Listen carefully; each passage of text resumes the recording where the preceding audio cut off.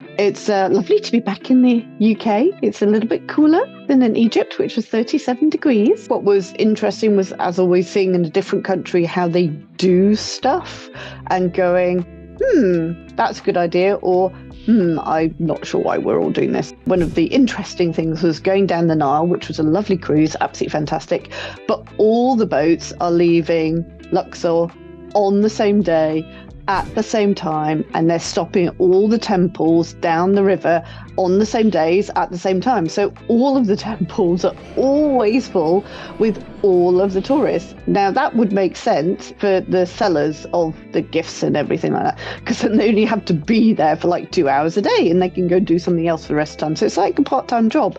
I'm just wondering, is that the reason? I did try and talk to my guys about this, but they looked at me like I was mad. It's like, well, of course this is what we do.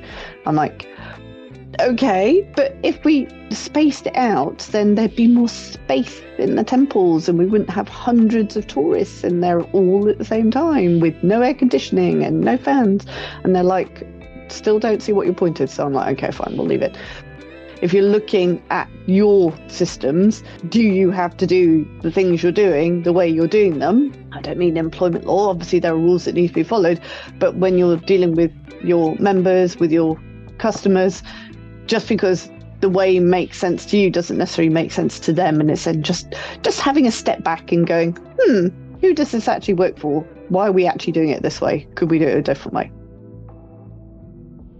Thanks for watching. If you want a free tribunal audit of your employment contract and handbook, click the link in the description below.